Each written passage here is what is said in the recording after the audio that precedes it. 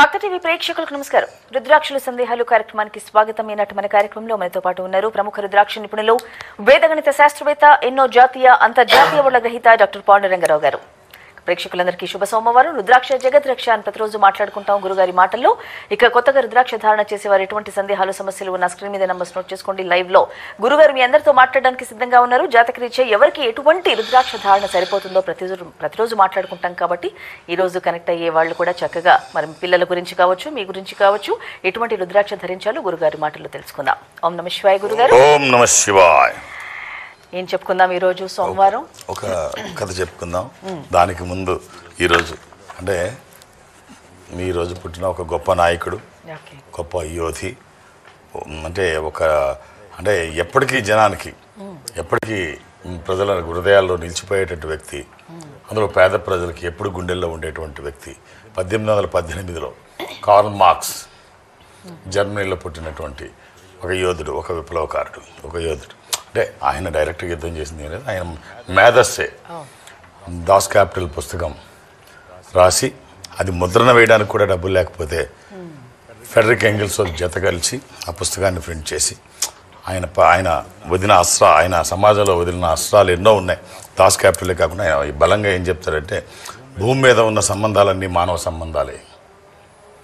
అసలు మానవ సంబంధాలన్నీ ఆర్థికపరమైనవే, ఫినాన్షియల్ రిలేషన్సే. భూమి మీద ఉన్న సంబంధాలన్నీ ఆర్థికపరమైనవే. హ్యూమన్ రిలేషన్స్ చచ్చిపోయాయని చెప్తారు ఆయన.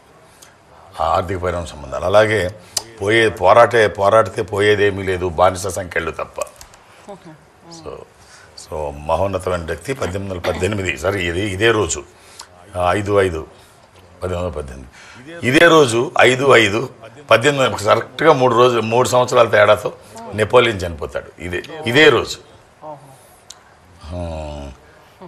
సో కథలోకి మనం మామూలుగా వెళ్దాం. అంటే ఫ్రాన్స్ చక్రవర్తి నెపోలియన్ చాలా మందికి తెలుసు. అలాగే ఇప్పుడు మనం కథ కూడా అందరికీ తెలిసిన కథే చెప్పుకుందాం. ఇప్పుడు నెపోలియన్ తెలిసిన వాడే, కార్ల్ మార్క్స్ తెలిసిన వాడే. అలాగే ఇప్పుడు నిజంగా జరిగినది అందరికీ తెలిసిన కథ, అందరికీ తెలిసిన వ్యక్తి గురించి మాట్లాడదాం.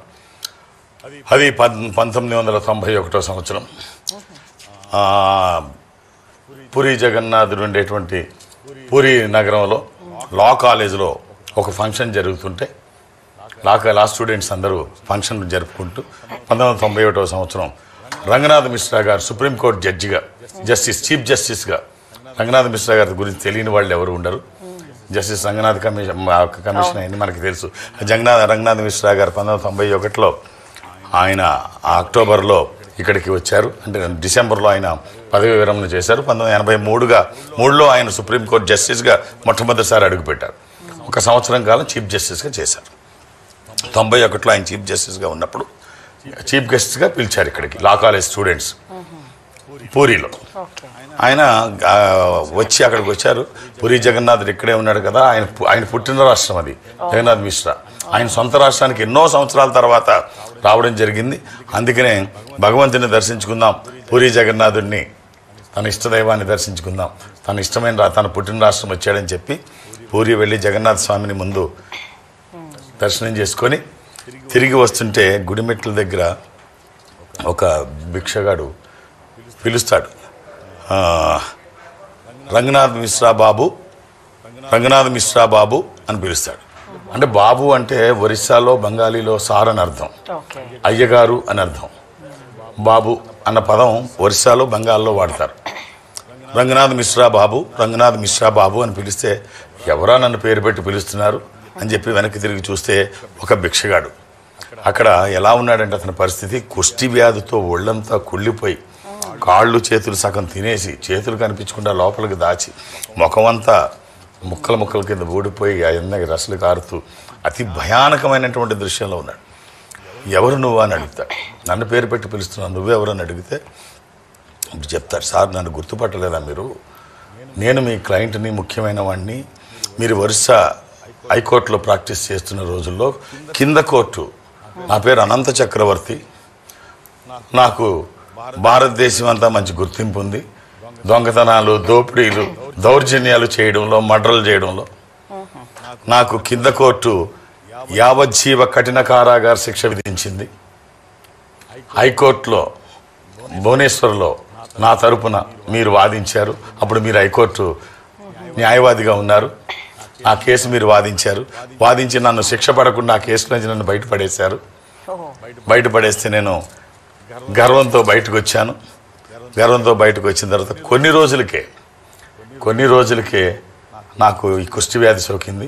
వాస్తవంగా జరిగింది ఏంటంటే నేను ఎన్నో మర్డర్లు చేశాను, అందరికీ తెలుసు. ఎన్నో దోపిడీలు చేశాను ఆ రోజుల్లో, సంచలనం భారతదేశంలో. సో నాకు శిక్ష నుంచి తప్పించుకున్నాను నేను. నా తరపున మీరు వాదించారు, బయటకొట్టాను. మా వాళ్ళందరూ ఎప్పుడైతే కుష్టి వ్యాధి వచ్చిందో నన్ను దూరం పెట్టారు, దగ్గరికి జారనివ్వలేదు. నేను దోచుకొచ్చిన డబ్బు కూడా నాకు రానివ్వలేదు. నా ఆస్తి ఏది నాకు తెలియదు. నన్ను అందరూ ముట్టుకోవడానికి కూడా ఇష్టపడలేదు, దూరంగా ఈసారి నేను ఇక్కడికి వచ్చేసాను, పూరి వచ్చేసాను. మనం దేంట్లోంచన్నా తప్పించుకోవచ్చు, ఆ భగవంతుడు తప్పించలేడు. ఈ శిక్ష మాత్రం నాకు ఆయన వేసేసాడు. అందుకనే ఆయన పక్కనే ఇక్కడ భిక్షాటన చేస్తూ దొరికితే తింటున్నాను, లేకపోతే పస్తుంటున్నాను. ఈరోజు మీరు కనిపించారు, ఆ సన్నివేశం గుర్తొచ్చింది. మీరు నన్ను బయటపడేసినా ఆయన నన్ను శిక్షించాడు అని చెప్పి ఆ సంగతి చెప్తే, అవును కరెక్టే, ఆ రోజున ఇలా చేశాను. ఆ రోజున అంటే ఆయనకేం తెలుసు అని మామూలుగా ఆయన పైన ఆయన చేసుకెళ్ళాడు. అంతేగాని నిర్దోషుల్ని శిక్షించమనో లేకపోతే దోషుల్ని రక్షించమనో ఆయన అనుకోడు కదా. సరే, ఆ రోజు సాయంత్రం ఫంక్షన్లో, ఈ లా స్టూడెంట్స్ ఫంక్షన్లో ఆయన చాలా బరువెక్కిన గుండెతో కళ్ళమ్మడి నీళ్లు పెట్టుకొని, రంగనాథ్ మిశ్రా గారు, మనకున్న చట్ట పరిధిలో మనం ఏదో చేద్దాం అనుకుంటాం, మనకున్న ఇది చట్టాలను ఉపయోగించుకుంటాం, మనకున్న విచక్షణ జ్ఞానంతో, అధికారంతో శిక్షలు వేయడమో తప్పించడమో చేస్తాం. కానీ పైన ఒక ఆయన ఉంటాడు, మనం ఏం చేసినా ఎప్పుడు ఏది కరెక్టో ఆయన చేస్తాడు. దీని నుంచి ఎవరు తప్పించుకోలేరు. లా ఆఫ్ రిట్రిబ్యునేషన్ అంటాడు, దీన్నే లా ఆఫ్ రిట్రిబ్యునేషన్ అంటాం. కర్మను ఎవరు తప్పించుకోలేరు. సో ఈ కథ మనకి ఏం చెప్తుందంటే, వాస్తవంగా జరిగింది. మనం ఎన్ని చేసినా ఎవ్వరూ చూడట్లేదు అనుకుంటే ఆయన చూస్తుంటాడు. సో మనం తప్పించుకున్నామని విర్రవేగవచ్చు, ఇప్పటికి తాత్కాలికంగా అది జరిగి ఉండవచ్చు, ఏదో రూపంలో ఫేస్ చేయక తప్పదు. ఖచ్చితంగా ఇంతై ఖచ్చితంగా వటుడు ఇంతై మన దగ్గరికి బౌన్స్ బ్యాక్ అయ్యి బాల్ అయితే ఖచ్చితంగా వస్తుంది. అంతే. సో కర్మ ఫలితాన్ని ఎవరు తప్పించుకోలేరు ఫైనల్ గా. అంతే. రైట్, బాగుంది. నిజంగా జరిగిన స్టోరీ చాలా చక్కగా వివరించారు. ధన్యవాదాలు గురుగారు. కాల్స్ చూద్దాం. హలో. పాత్రలన్నీ అందరికీ తెలిసిన పాత్రలే, కథ కూడా. ఎవరైనా మర్డరరు? అనంత చక్రవర్తినా? అనంత చక్రవర్తి. ఆయన ఒరిస్సా రాష్ట్రానికి చెందినవాడు. అదే రాష్ట్రానికి చెందినవాడు. ఓకే, రైట్ గురుగారు. కాల్ చూద్దాం. హలో. హలో, నమస్తే అండి, మీ పేరు? మేడం నమస్తే, జానకి అని మా పేరు. ఓకే, మాట్లాడండి గురుగారితో. ఓం నమ శివాయ. ఓం నమ శివాయ గురుగారు. ఏమిటమ్మా? గురుగారు, మా అబ్బాయి గురించి తెలుసుకోవాలని ఫోన్ చేశాను. డేట్ ఆఫ్ బర్త్ ఇవ్వమ్మా. గురుగారు 14వ తారీఖు 3వ నెల 2011. ఎవరిదమ్మా ఇది? మా అబ్బాయి గురుగారు. ఎంతమంది పిల్లలు నీకు? 2 గురుగారు. ఇంకొకళ్ళు ఎవరమ్మా? చిన్న అబ్బాయి గురుగారు. తన ఏజ్ ఎంత? తన ఏజ్ ఇప్పుడు 14 years. కాదు చిన్న అబ్బాయి. ఇంకా ఈ అబ్బాయికి 13 ఏళ్ళే అమ్మా. చిన్న అబ్బాయికి ఎంత? చిన్న అబ్బాయికి 12 years గురుగారు. అదే 1 సంవత్సరం తేడా, ఇద్దరికి 1.5 సంవత్సరం. ఇద్దరికి కూడా నువ్వు అష్టముఖి రుద్రాక్షలు వేసేయవచ్చు. అష్టముఖి ఇది గణపతి స్వరూపము. విఘ్నాలు లేకుండా ముందుకు వెళ్ళడానికి, నిర్విఘ్నంగా అన్ని పనులు చేసుకోవడానికి, కెరీర్ కోసము, ఎడ్యుకేషన్ కోసము, ఇది వాక్కుకి సంబంధించి, నాలెడ్జ్కి సంబంధించి ఈ ఒక్క రుద్రాక్ష అవకాశం ఉంటే 2 పిల్లలకి వేసి చూడు, చాలా బాగుంటుంది. ఒక మామూలు రుద్రాక్ష అయ్యుండొచ్చు, ఫలితం మాత్రం ఒక అద్భుతం. All the best. మరో కాల్ చూద్దాం. హలో. నమస్తే అండి, మీ పేరు? రవి గారు, కొంచెం గట్టిగా మాట్లాడండి. గురుగారు ఉన్నారు, మాట్లాడండి. గురుగారితో. హలో. ఓం నమ శివాయ అండి, ఎలా ఉన్నారు? చెప్పండి. మా బాబుకి 4th September 1999 సార్. ఏదండి? 4th September 1999. 4వ తారీఖు 9వ నెల 1999 అండి. శనివారం పుట్టినట్టు తెలుసు అనుకుంటాను. సార్, శనివారం మార్నింగ్ అండి. ఎవరిదండి ఇది? మా బాబండి. ఇది నవమి క్యాలెండర్లో చూపిస్తుంది, కానీ కృష్ణపక్షం దశమి గడియలు వచ్చిన తర్వాత అబ్బాయి పుట్టాడు. బహుళ దశమి. ఇది సింహరాశి. ఈ అబ్బాయికి మీరు ఇవ్వాల్సిన రుద్రాక్ష త్రయోదశముఖి కానీ ద్వాదశముఖి కానీ 13 ముఖములు కలిగిన ఈ రుద్రాక్ష ఇంద్ర రుద్రాక్ష, రూలింగ్ రుద్రాక్ష, కమాండింగ్ రుద్రాక్ష. అనుకున్నది సాధించడానికి, సంకల్పం సిద్ధించడానికి, కోర్కెల సాఫల్యం కోసం జాతకపరంగా అవసరమైంది కూడా త్రయోదశి. సో ఒకవేళ అది కుదరకపోతే ద్వాదశముఖి 12 ముఖాలు, ద్వాదశ ఆదిత్య స్వరూపము అంటే సూర్య స్వరూపం, ఉన్నతమైన స్థితి కోసము, అనారోగ్య సమస్యలు లేకుండా బ్రైట్ ఫ్యూచర్ కోసము. ఈ రెండిట్లో ఏదో ఒకటి. అలా అని ఏది పడితే అది వేయకండి. దురదృష్టం రుద్రాక్షల్లో 100కి 99 నకిలీయే ఉంటాయి. ఒక్కటైనా మంచిది వేయగలిగితే, అంటే ఏది చెబితే అది విని. ఈ మధ్యన ఈ మన ఏమంటాము వాట్సాప్ యూనివర్సిటీలు ఎక్కువైపోయినాయి, యూట్యూబ్ నాలెడ్జ్ ఉన్న వాళ్ళు ఎక్కువైపోయారు. వాళ్ళు నోటుకు వచ్చింది చెప్పడం, వాళ్ళు చెప్పారు కదా అని ఎవరు పడితే అది ఆచరించడం. వాళ్ళ సబ్జెక్ట్ ఏమిటి, వాళ్ళకున్న అందులో ఎక్స్పీరియన్స్ ఏమిటి, వాళ్ళ ఎడ్యుకేషన్ ఏంటి, ఏమీ చూడట్లా. వాళ్ళ వేషానికో భాషకో, లేకపోతే వాళ్ళు 4 సార్లు యూట్యూబ్లో కనిపిస్తేనో అది గొప్ప అనుకోకుండా. ఇవన్నీ ఏం కరెక్ట్ కాదు. సరైనది సరైన పద్ధతిలో రుద్రాక్ష వేసుకోగలిగితే ఆ వచ్చే ఫలితం ఒక అద్భుతం. ఎలాంటి నియమాలు లేవు, ఎప్పుడు వేసుకోవచ్చు. All the best. ఓకే, సోమవారం మాకు చూపించే అరుదైన రుద్రాక్షలు భాగంగా ఏం తెచ్చారు ఈరోజు? చక్కగా ఈ వైశాఖ మాసం చక్కగా అమ్మవారు, లక్ష్మీ అమ్మవారు మొత్తం ఈ రుద్రాక్షలని మనం ఈ సప్తముకి అమ్మవారు రుద్రాక్ష మనం ఇక్కడ క్లోజప్లో చూస్తున్నాం. అమ్మవారు చక్కగా అద్భుతంగా ఉన్నారు. పైన రుద్రాక్షలు కూడా 7 ముఖాలు కింద. ఈ సప్తముకి అసలు భూమి మీద ఇంత పెద్దది పుట్టదేమో, మనం చూడలేదు కాబట్టి పుట్టలేదని లేదా ఏమో అని చెప్పాలి. కానీ నిజంగా అయితే ఇంత సైజు అయితే ఉండదు. 7 ముఖాలు ఆ సైజులో అంత సైజు అయితే పుట్టదు.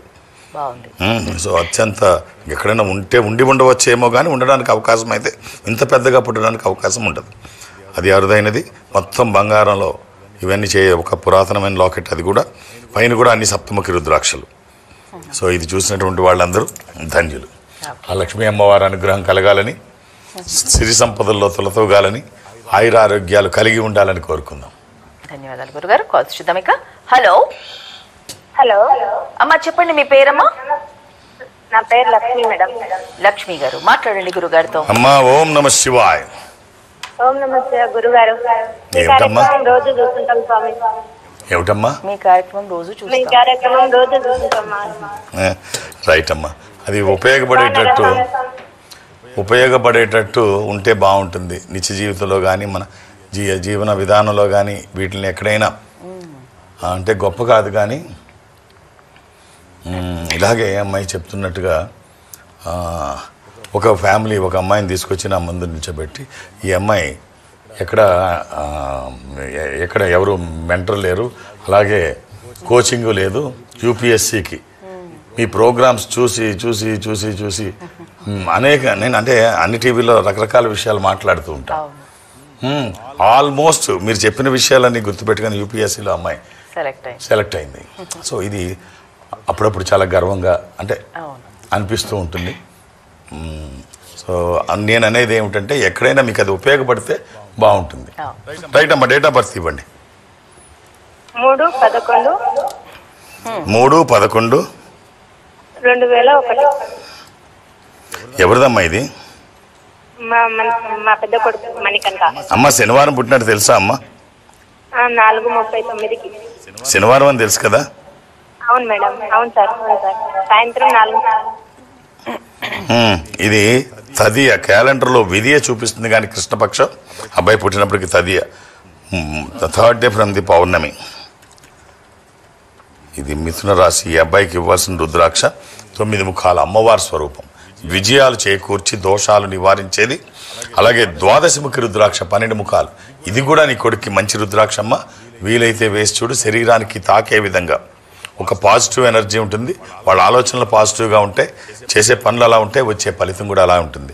మీ ఆశీర్వచనము, వాళ్ళ ప్రయత్నము, ఈశ్వరానుగ్రహము నా వంతు బాధ్యతగా జాతకాన్ని వేదగణితంతో అధ్యయనం చేయడం వల్ల జాతకాలలో ఉన్న దోషాలు నివారించబడతాయి.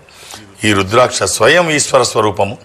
ఈశ్వరుడే రుద్రాక్ష రూపంలో గుండెల మీద నడయాడుతూ ఉంటే విజయాలు ఎప్పుడు పక్కనే ఉంటాయి, వ్యతిరేక శక్తులు దరిదాపులకి రావు. All the best.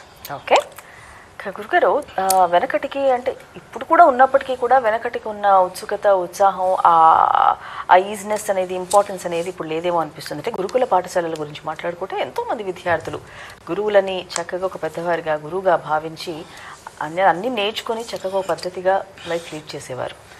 సో అలాగే మిగతా వాళ్ళ గురించి మాట్లాడుకుంటే మదర్సాలు ఏంటి, లేదంటే కొంతమంది చర్చిల్లో నేర్చుకునే వాళ్ళు ఉంటారు. ఈ మధ్య కాలంలో అలాంటి వాటిలో నేర్చుకున్న వాళ్ళు కూడా వచ్చి బయటకు వచ్చి మనుషులని నిర్దాక్షిణంగా ఇంకా మనం మాట్లాడుకుంటే మీకు అర్థమై ఉంటుంది. ముందు గురుకుల పాఠశాల గురించి మాట్లాడదాం, మళ్ళీ మదర్సాల గురించి మాట్లాడదాం. తప్పకుండా. మన గురుకుల పాఠశాలలో లేకపోతే మన విద్యా వ్యవస్థ అంటే ఇప్పుడు కొంచెం అది భ్రష్టు పట్టింది అని ఖచ్చితంగా చెప్పొచ్చు. కొంచెం ముందుకు వెళితే అంత వెనక్కి కూడా అక్కర్లేదు. వచ్చిన సంఘటన వాస్తవంగా చెప్తాను. అంటే ఆ రోజుల్లో తప్పు చేస్తే శిష్యుల్ని శిక్షించేవారు గురువులు, దండించేవారు. దండించకపోతే వాళ్ళకి గుర్తుండదు, లేకపోతే పట్టించుకోరు, మర్చిపోతారు. దండిస్తే గుర్తుంటుంది. వేమన గారు కూడా బుద్ధి చెప్పువాడు గుద్దితే మేలయ్యా అంటాడు. చాకి కోకలుతికి చీకాకు పడజేసి మైల తీసి లెస్స మర్చినట్టు బుద్ధి చెప్పువాడు గుద్దితే మేలయ్యా అంటే కొడితే కానీ వాళ్ళకి బుద్ధి రాదు అంటారు. అంటే కొట్టమని ఉద్దేశం కాదు, అలా చెప్పాలి అంటారు. పూర్వం విద్యా వ్యవస్థలో అలా ఉండేవి. శిష్యుల్ని వాళ్ళేమి దండించడం అంటే వాళ్ళకి ఏం శత్రుత్వం ఉంటుంది, పిల్లల పట్ల ఏం విరోధం ఉంటుంది, ఏం కోపం ఉంటుంది, వాళ్ళు బాగుపడాలనే కదా. సో ఇప్పుడైతే ఊరుకుంటారా పిల్లల్ని కొడితే? ఇప్పుడు ఈ పాత రోజుల అక్కర్లా, జస్ట్ ఒక 20 ఏళ్ల వెనక సంఘటన ఒకటి చెప్తాను. ఒక వ్యక్తిని క్రికెట్లో 20 సంవత్సరాల క్రితం, ఇప్పుడు మనం క్రికెట్ గొప్పగా ఇది చూస్తున్నాం కదా, ఫుట్ వర్క్ సరిగ్గా లేదు, ఫ్రంట్ ఫుట్కి వచ్చి వెయ్యట్లేదు, కాలు సరిగ్గా వెయ్యట్లేదు అని చెప్పి ఆ కోచ్ లాగి లెంపగా కొట్టాడు. 20 సంవత్సరాల క్రితం ఒక ప్లేయర్ని కొడితే అతను ఏమీ మాట్లాడలేదు. ఆ విషయం అది ఆ సంఘటన కెప్టెన్ చూశాడు. కెప్టెన్ చూసి ఏమీ మాట్లాడలేదు. కెప్టెన్ అడిగాడు, ఏంటి అలా కొడితే మాట్లాడడం ఏంటి, అలా కొట్టొచ్చా కోచ్ అయితే అని అడిగితే, ఏముంది ఆయన నా తండ్రి లాంటి వాడు, నేను ఆయనకి కొడుకు లాంటి వాడిని, నా మీద ఆయన దేశస్థుడు కాదు, నాకు ఆయనకి వ్యతిరేకత శత్రుత్వం ఏమీ ఉండదు, ఆయన కొట్టడం అంటూ ఎందుకు కొట్టాడు, ఆయన చెబితే నాకు అర్థం కాలేదు, కొడితే అర్థం అవుతుంది గుర్తుంటుందని కొట్టాడు, మా నాన్న కొడితే నేను పట్టించుకుంటానా అని చెప్పాడు. ఈ సంఘటన అందరి ముందు చెప్పింది కెప్టెన్ చెప్పాడు. ఆ కెప్టెన్ సౌరవ్ గంగూలీ. ఈ దెబ్బతిన్న వ్యక్తి వీరేంద్ర సెహ్వాగ్, కొట్టింది జాన్ రైట్ 20 ఏళ్ల క్రితం. ఇవాళ కొడితే అది మామూలుగా ఈ మొత్తం ఛానల్స్ అన్ని దానిలో ఒక 1000 సార్లు చూపించేసి ఏమయ్యేటప్పుడు అతను స్టార్టింగ్ భవిష్యత్తు పాడైపోయేది, బయటికి వెళ్ళిపోయాడు, రచ్చ అయిపోయేది. వీరేంద్ర సెహ్వాగ్ ఇప్పుడు అనేవాడు ఎవరికి గుర్తుండేవాడు కాదు, అతని ఫేస్ ఎవరికి తెలిసేది కాదు. సో ఆ పేషెన్స్, పెద్దల పట్ల గౌరవం, కొట్టింది మా నాన్న లాంటి వాడు, నాకు గురువు, నాకు రాలేదన్న భావంతో కొట్టాడు, కానీ ఆయనకు శత్రుత్వం లేదు అని గుండెల నిండుగా నమ్మకంతో చెప్పిన కాబట్టి ఆ రోజులు అలా ఉండేవి. మరీ పాత రోజులు కాదు నేను చెప్పింది కూడా. జస్ట్ వీరేంద్ర సెహ్వాగ్ తెలియని వాళ్ళు ఎవరు, జాన్ రైట్ తెలియని వాళ్ళు, గంగూలీ తెలియని వాళ్ళు ఎవరు ఉండరు. సో అలా ఉండేది. ఇక మన గురుకుల పాఠశాలలో అయితే ఒక అద్భుతం. ఇప్పుడు మన ఒక్క 20 సంవత్సరాల క్రితం సంఘటన, గురువుకి శిష్యుడికి ఉన్న సంబంధం ఇలా ఉంటే, పాత రోజులు సనాతన ధర్మంలో మన పాత రోజుల్లో ఈ రిలేషన్ ఎలా ఉండేది, గురువు శిష్యుల రిలేషన్ ఎలా ఉండేది? దండించేవారు, బోధించేవారు, తర్కం, మొత్తం అన్ని శాస్త్రాలు వచ్చేవి. ఇప్పుడు నువ్వు చెప్పిన మదర్సాలు అంటే ఈ ధర్మంలో 6 ఏళ్ల పాప భగవద్గీత చదవడం గురుకుల పాఠశాలలోంచి వచ్చిన వాళ్ళని చూశాను. మొన్న ఒక అమ్మాయిని చూశాను, జూనియర్ చాగంటి అని, ఆ పాపను చూశాను, అద్భుతంగా మాట్లాడుతోంది. అలాగే మొన్న ఒక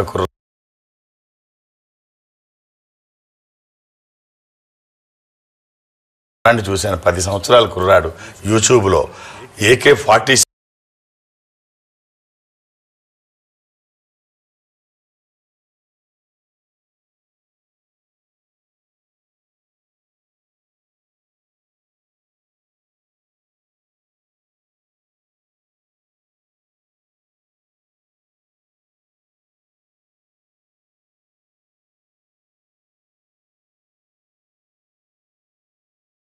వాడే విధానం వాడు ఎంత ఇదిగా